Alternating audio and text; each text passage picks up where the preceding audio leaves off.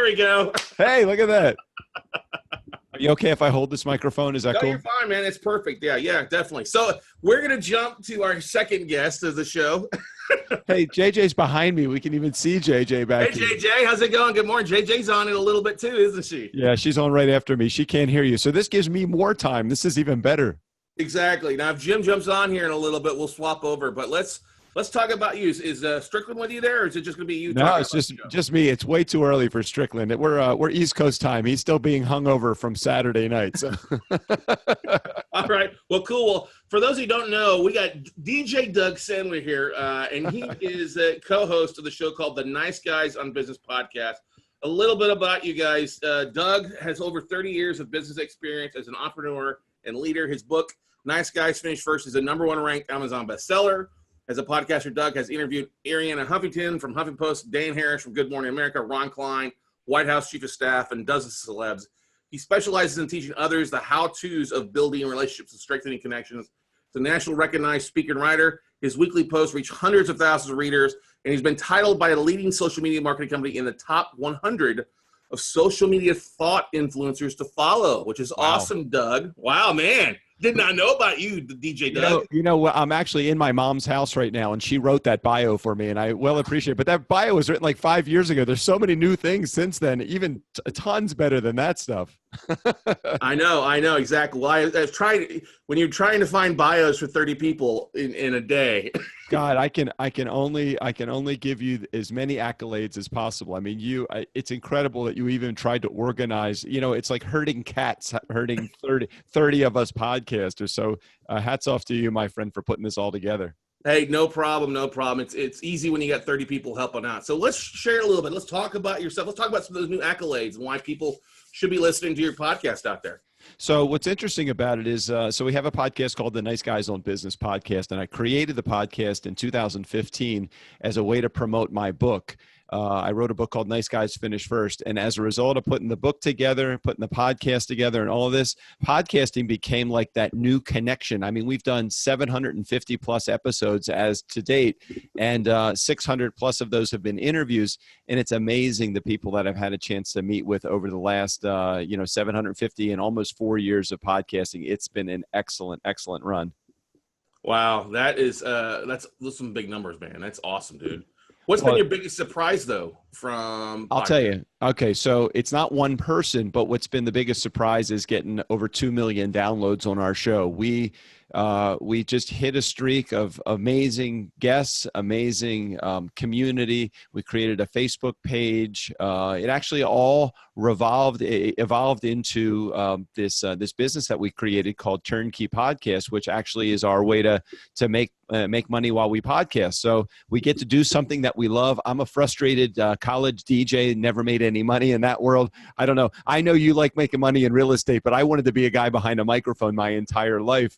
And until podcasting came into my life when I was basically a middle-aged man, let's say when I turned 50, when podcasting hit my doorstep, I was like, wow, this is really a cool way not only to make a living, but to get good content out there to the world. That's totally truth. I was a college DJ as well. Nice. Yeah. And so I thought, I was always wanted to be the next sportscaster, the next Dan Patrick from ESPN, right? And I made a comment a couple of weeks ago to my spouse, and I was like, oh, I guess it's neat actually realizing that dream. She's like, did you just realize that, Dumbo? Well, yeah, and I feel the same way. I really just recently kind of turned around and said, I'm accomplishing these things that I wanted to accomplish when I was a teenager and loving it. I mean, I've spent the last 30 years as a mobile DJ, and then I turned that career into a professional speaking business. I wrote the book, and then the podcast evolved, and it's been great ever since, Scott. Yeah. Now, what's been the biggest, I think, surprise you've helped? Because you've helped a lot of people get their podcast up and rock and roll. What's been the biggest kind of aha moment from that you see from Okay. It's interesting that you say that. The biggest aha for me was, and again, I know this is going to be counterintuitive from the world of podcasting because everybody does talk about downloads, but if you try to take a download to Wells Fargo, they will not cash it no matter how much and no matter how many you have. So the thing that Wells Fargo deals with is money and currency. So if you want to be able to turn a great business stop focusing. If you're interested in getting into the podcasting space, let's say, stop focusing on building your community and focus on bringing quality guests onto your show. Because for me, those 600 plus interviews that I've done over the last 700 and some odd episodes, those 600 interviews have been a gold mine for me. I've put the emphasis on the guest seat, and that person oftentimes will not only become a client of mine, but will become a big part of my network in helping me build my business. Yeah, I think that's a great thing about there. It really does become a true network out there, a very friendly network, whereas people are always willing to help out. Hey, I had so-so on my show. I'd love to have you. Let me know if you need them on your show, and vice versa, back and forth. Or, right. Hey, thanks for having me on your show. Let me have you on my show as well. That's a big thing.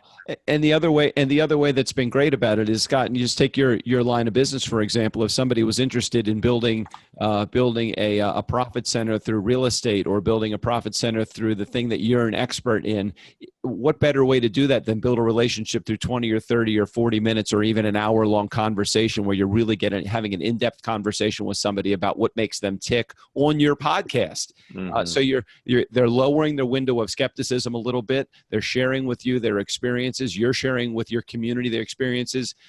It's a win for them because you're bringing them to your community, and you have a huge community. They're happy because they're sharing with you. You're happy because they're giving you information about what they do. And at the end of that conversation, for me, it's as simple as saying, now, why is it that you don't have a podcast? And in somebody's case, it's a business consultant or a coach. They may say, now, I'd love to come to your next conference and share a little bit more with your attendees. Would you be open to having me come and talk at your conference? It's a much easier sale than inviting somebody in, saying to them, hey, let me chat with you about what I do. Nobody cares about what you do until you build a relationship with them. So for me, podcasting has been a great relationship builder. I definitely say. You got some fans on here. Tim Hill says, great to see you, Doug. Keep up the great work. Hey, Tim, what's up? Hey, Tennessee Tim, good to see you, man. And then on Facebook, on the Facebook live stream, we got a couple comments here, too. I'm just getting my phone here. This is not going to die. I told my mom not to comment on Facebook. I told her not to. She did. She said she's folding your whitey-tidies upstairs right now. Oh, excellent. Mom, I'll be right downstairs. Thanks. Could you have breakfast and coffee ready for me when I come downstairs? Mom, more meatloaf. Exactly. So I would totally agree with you on getting to know you through your episodes, because we get that a lot with people on our side. Hey, listen to you. I get to know you, that you are actually the person who you are in person, not just a personality on TV, on the radio or on the podcast. Right. And that was totally true. Like, I was just listening. I've been binge listening a lot of podcast episodes to get a better feel. And I was cracking up at you and Strickland. And Strickland says, hey, what's up, brother? He's online here this morning. Yeah, see, we haven't let Strickland out of the cage yet this morning. So I don't think I sent him the link. I swear, Scott, I did not think he'd be awake this early in the morning. I would have invited him. Strick, you can come on if you want to. I don't know. I can bring him on real fast. Strick, if you want to come on, figure out how to get him on. Or a microphone and a web. He goes, no worries. But I was cracking up at you and Strickland talking with JJ and the other guests in most recent episodes about sitting out by the pool. Oh yeah. Well, we've had a lot of what's interesting. So I've recently moved to Los Angeles, and we had a pool party as my welcoming party to LA, and we had probably maybe 10 or 12 podcasters that were around the pool. Want to come up with the easiest way to stop any good time? Have 12 podcasters get together and try to discuss anything. We're all hanging out at the pool. We literally had a microphone in the pool, and we're podcasting from the pool, Scott. That's pretty good stuff. Just don't drop it in the pool, man. No, I agree. Now, there's podcasts in over 100 countries. Have you had any feedback from any international listeners out there that have reached out to you? Yeah, we do have. We've been very fortunate. We're in 100 and I don't remember. Strick might be able to correct me. I think 175 countries we've been downloaded over the last again nearly 4 years and 750 episodes. We do get a lot of iTunes reviews internationally. I think we've actually had people call in. Canada is not considered in this country, right? I'm just making sure. Okay, so we have had some Canadians that have reached out. We've actually gotten some clients from from Canada and from overseas as well, which is kind of cool too. When you start to realize the power that podcasting actually is, so Strick is like something like that. Oh yeah, that's right. We were in, we were in Manhattan Beach, and we had a podcaster, I think he was from Canada, that actually showed up for a live event, not a live event, but we had a staff meeting at a bar. That's pretty typical of us. We had our staff meeting at a bar, and one of our fans showed up at the bar and shared a little bit of information with us. That's pretty good. He Strickland says on here, it looks like we had somebody from Iceland join us a few weeks ago, he said. Oh, that's right. Ollie. I think that's right. That's right. Ollie joined us on one of our live calls. So the key to podcasting is not just a broadcast like you're in a radio, in the radio business, but actually engagement of your fans. So we've had a very good opportunity over the last several years. We have a Facebook group. We have a couple of our fans. Actually, Tennessee Tim is one of the co-mayors of our Facebook group. So if you give the people in your community a chance to help you, they want to help you. Everybody, for the most part, except for maybe one or two people that is on our staff at Turnkey Podcast. By the way, if you want to learn how to make some profit from podcasting, the best way to do that, we set up a contact page, and we'll send you a free video on how to profit from podcasting. If they go to turnkeypodcast.com/profit. PROFIT, so turnkeypodcast.com/profit. We created a video, but it's easy to profit from podcasting if you just understand the nature of the relationships that you build. Relationships come through engagement on social media, engagement through our Facebook community group, engagement through doing live events like we have. This real, not like huge live events with big, a big auditorium filled with people, but literally just a little get together at a bar in LA, and just had a great time. And you do the little things like that, and I think that people really understand that you're real people. You're not untouchable. We certainly are not looking to ever be untouchable in this business. We just want to be people that are helping our customers make some money podcasting. Let's talk a little about more of the nice guys on business. Let's talk about some of the subjects or some of you guys that you like, any niches that you like to kind of feature on to help your audience with. Well, it's again very interesting. Hey, Scott, did I say something to piss you off? Because he's gone. Oh, I just had your power cord. My phone's about to die. So Strick and I joke about this all the time. I mean, we are called the Nice Guys on Business, but we have 5 episodes a week. 3 are interview shows where I actually bring on entrepreneurs and business owners and leaders, and we talk business. But the other 2 days, the Tuesday and Thursday, it's just Strick and I shooting the shit and just talking about everything and nothing. And all the time, most of the time during those Tuesdays and Thursdays, although we are called the Nice Guys on Business, we don't even really discuss business very often, and sometimes we're not even very nice. So yeah, Strick is saying we don't talk business, and did he say and we're not very nice? Yeah, that's exactly what he said. Thursdays we can kind of go off. We have our off the rails conversation. We talk about everything and nothing, and I think really that's the part of our show where our community really gets built, because you can share good business ideas with people, and that's always fun. But when you start to really share the real you, who you are behind the scenes, what it takes to make you tick, what did it take to help you not only build your business but the relationships in your life. I talk about my marriage challenges. I talk about my recent visit, my recent move to LA. I talk about Harley Davidson, which I love riding my Harley. We talk about Strickland's Tesla, which is in the mail and on its way to him. I think he knows that the Elon Musk just recently got fined $20 million and is out as CEO. We talk about politics. We have Politic Tuesdays. Anything that could piss off our community and like really, really get them like thinking and hard about life in general. We love to approach those subjects.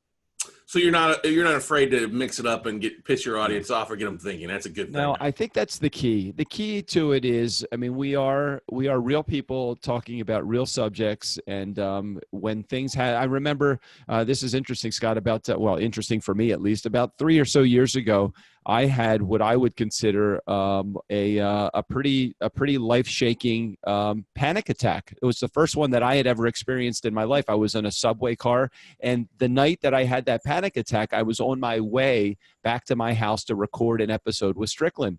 And I could have easily, sorry, there's all of my fans calling me. I could have easily said, I don't even know how to mute this thing. Hold on. Yeah, my mom picked it up. It's I didn't know how to I didn't want to cancel the recording, so we just went through with it. And in that September of 2015, if our listeners go back, they probably can hear that episode where I actually describe step by step what going through that panic attack was all about. I wrote a blog about that same thing because, again, at that point, I was still writing a blog. And it's so amazing how many people came out to show support and say, hey, listen, I know you had a tough time going through this. I've had anxiety and panic attacks in my life, and I just want to let you know, here's some of the steps that we took I took to help reduce some of the stress and anxiety in my life. When you hear things like that, you really feel like you're a part of a community. You feel like you're part of a support group. I'm just the mouthpiece. Me and Strick are just the mouthpiece for this big community, but so many people come out and share their views and their points and their messages with us as well. That's yeah, I echo that. I think everybody echoes that when you've been podcasting for a while and you actually are genuine in giving of what you're feeling and going from there. Because we get a lot of that too with ours, but it's kind of a shocking thing to walk up to somebody, hey man, I heard you had a panic attack. Let me help you with that. It's a little. Well, so panic attacks, we talk about some of our party modes. We talk about the Saturday nights. Strick was in a wedding band for 20 some odd years. I've been a DJ in the bar mitzvah world. We talk about that all the time. I talk about my 2 ex-wives quite considerably. I talk about that a lot. I talk about my relationship with JJ. I talk about the move to LA. I talk anything that you could there is nothing off limits. And JJ and I talk about this all the time. And you'll talk to her when she comes on the International Podcast Day right after me. But we really do get into the whole relationship thing. People just want to hear what makes you tick. This microphone, as we've said over and over and over again on the show, this is my truth serum. The more I have this microphone in front of me, the more I talk. I have a feeling that if I had this microphone more often in front of me when I'm making sales calls, all of the truth comes out with this. So I feel quite comfortable with the microphone in my face, and I have no hesitation sharing the truth using this microphone as my vehicle. Good stuff. What tips would you give to new podcasters out there besides being genuine and stuff like that? What other tips would you give to new podcasters to help them market their show or help get the word out more what they're doing? Well, the first thing I would tell you is only podcast about something that you're truly passionate about, because it will take you a little while to start making money from your podcast, whether you're selling services directly through your podcast or you're using a call to action on your show to get people to buy the products and services that you have. But if you're not passionate about the stuff that you're pitching on your show, you're gonna suffer from this thing that we have called pod fade. After 10, 15, 20 episodes, you're gonna realize, holy shit, I'm putting a lot of effort into this and I'm not seeing results. It took Strick and I probably somewhere in the area of 17, 18 months before we first saw our first cent from podcasting, which motivated us to create this system. Again, turnkeypodcast.com/profit. It was the way that we were doing it, that we were focused on all of the wrong things in building our community. So what I would tell anybody that is interested in podcasting, the first thing you want to do is make sure that you really enjoy the subject that you have, that you want to talk about, because if you don't enjoy it, you're going to stop doing it. The next thing is you want to create an environment that you feel comfortable with, meaning if you're not comfortable just getting on the microphone and talking, doing a monologue, have guests on your show. Bring on other people that are experts in your field, and I will tell you that they will truly be the ones that will help promote you. Even though your audience is going to show up for you, they're very interested in the message that your guests have to share as well. That's a good point. I definitely got to be passionate, because if you are going to pod fade relatively quickly. And it's funny, I talk to people who'll have a little podcast show for 10 episodes or 20 episodes and 30 episodes. I'm like, you kind of they've like popcorn bounce around. It's hard to build an audience when you're not just committed to something for a while, right? Well, just keep in mind also the way that we had built our community has been one person at a time. It's going to take you a while to build your community. There is no instant turn on the faucet. I mean, yeah, you could go to companies that will help you could buy advertising space, but people are going to fall in love with you. If you don't have a message that you are passionate about, people are going to see through that very quickly. I mean, we get on the show, and Strick and I, from the minute that we turn on that microphone, whether it's a Tuesday or Thursday on those 2 episodes, and Monday, Wednesday, and Friday when I'm dealing with guests, the moment we turn on, Strick and I turn on that microphone, we are laughing from the get-go. So we battle between ourselves with whether we actually have a business show or a comedy show. I mean, we would love to be, we're probably the worst comedy show that would be out there, but we're the funniest business show that you would possibly ever imagine. So we're going to keep it in the business category right now. There you go. But comedy is a growing genre, and I would have to throw some of your episodes are pretty damn funny. All right, Strick, we got to keep that in mind. We might have to go into the comedy category. Mariah Fiki comes out and says, "Hey, great podcast. Loves the show as well." Nice. Get some Shannon Flynn applauding and stuff like that. Looks like we got a comment here. Let's see here. Strickland agrees. Okay, then we'll keep it going that way. Yeah, Strick wants us to. We were thinking about going into we just had this conversation last episode as we were I think bashing Trump or doing something on our show. This whole Kavanaugh thing. We don't have to get into the politics. I'll let Strick do that at another time. If you want to hear all about politics, just tune in this Tuesday to the Nice Guys on Business because we dump all over politics. We dump all over the Supreme Court nominee process. I mean, just the entire thing. The Electoral College, we kind of bash that a little bit too. And we're a business show, but we're talking politics. It just goes to prove even guys that have no idea what they're talking about can have a podcast also. What has been your guys' biggest hurdle as a podcaster? Well, I think the biggest hurdle for us was delivering. In the beginning, the biggest hurdle was trying to figure out how we were actually going to make money from this show. You know, like I said, we had, we were 17 months in. We had about 20,000 downloads, and we were, yeah, that's right, exactly. Strick has got it, sticking with it for 18 months and not making a cent. Is that what he said? Something like that? No, he said 18 months with no listeners. It's true. We were at this for 17 or 18 months. I mean, I think 20,000 downloads after 17 or 18 months is probably still a good amount, except the issue was we made absolutely $0 after 18 months. And I think at that point we were up to 2, maybe 3 episodes a week. And we just said, you know what? We really feel like we're delivering valuable content, but we have no idea how to make money. It wasn't until we really took a hard look at it to discover that it's not in the community building side. It was more in the how do we create this environment so that when guests come on our show, we actually can create an environment where we can make money from the guests that are coming on the show. Again, part of the trick for us is in building this system. Find a little bit about the system. Again, I hate to keep plugging this, but it's turnkeypodcast.com/profit. If you want to find out a little bit more about how to profit from either being a guest or a host on a podcast, just join our mail list, and we'll be sure to send you a video on how to do that. Yeah, that's a great point there. I think if you guys, when you get to, you had a different mind shift after a few months, obviously. Yep. You guys ever thought about, was there a point where you thought about giving up or not doing it? You know, I don't think between Strick and I, now Strick and I have been friends for the last 20 years. So we were friends for about 17 or 18 years before we even started our podcast. So we looked at it and we just said, you know what, even if we don't have a community, let's just keep this conversation going. If you and I have a couple of conversations every week, we could just shoot the shit for literally the next 20 years. And I think what happens, Scott, and you probably know this from having guests on your show and from doing this as long as you've been doing it also, the more you do it, the less you actually recognize the fact that there's a microphone in front of you. Mm-hmm. You know, you're now probably just having a conversation about things that come pretty easy to you, and you're discussing business. You're probably talking about life. You're probably talking about the things that are good for you. Part of what you throw in there, obviously, is going to be business because you're a highly successful business guy.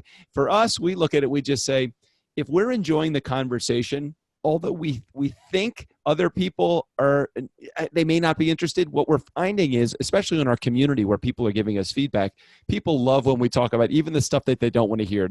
They're tired of hearing about politics. They're tired of hearing about Strickland's Tesla that he's just getting. They're tired of hearing about my relationship troubles. They're tired of hearing about all that emotional. But you know what? They're not showing that by our listeners. Our listenership keeps going up.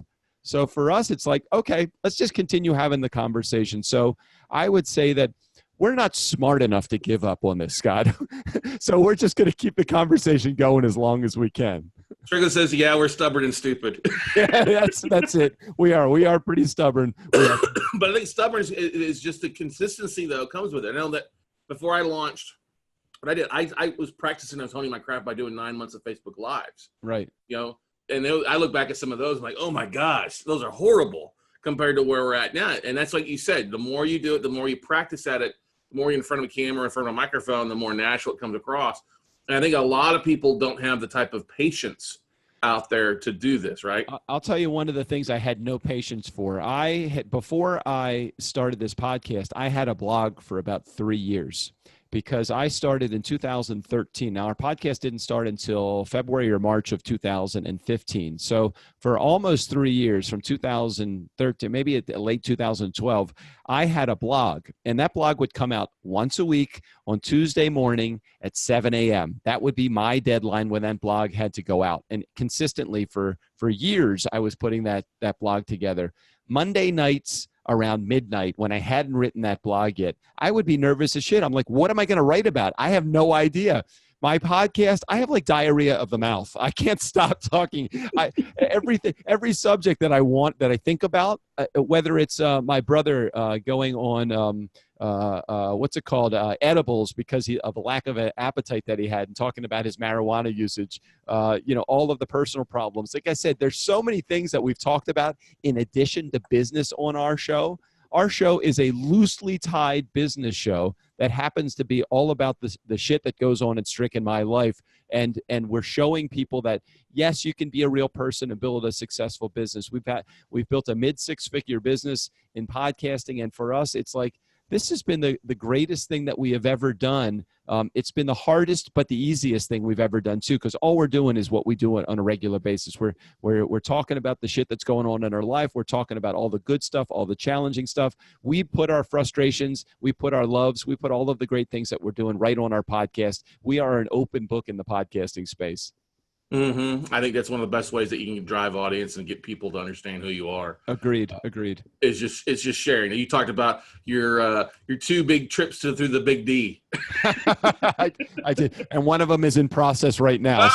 So I literally share. I don't remember the exact episode, but I remember that day that I had to open up the microphone and share that information. Not because I feel like I had to share that information from an editorial perspective, but I probably was a little down. I'm a guy that tends to be really up, and for those several weeks, probably even several months, I was down. And you can't get on the air, open up the microphone, start having conversations with your best buddy about everything in general, and leave out one of the most moving things that has happened in your life. So for me, I had to share the stuff that was going on. If I didn't, I wouldn't have been fair to my audience. Yeah, because I think everybody likes to talk about separating personal life from business life. We all know that's not possible. I mean, our personal life affects our business life in many facets, especially when you're being in front of and talking and sharing, trying to be honest. You can't hide that kind of stuff. No, I agree. For me, I feel like I wear my emotions on my sleeve. And JJ, if she has a chance to share that, if you ask her that question, you ask her, what's the thing about Doug that you recognize the most? And it's like, she'll say that microphone to Doug is truth serum, and he wears his emotions on his sleeve all the time. Yeah, she's like, yeah, she's nodding in the background. She's ready to rock and roll in like 7 minutes. Have you been in here the whole time? She's been in here the whole time. Yeah. I started behind her toes were in the video there, which is awesome. I just did not know that. So Tim Hill says here, he goes, not only do we get to know Strick and Doug, I've made new friends all over the world and met them in different cities.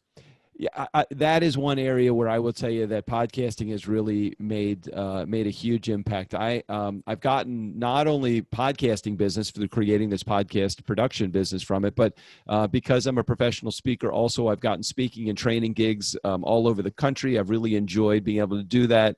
I've made friends all over this country. My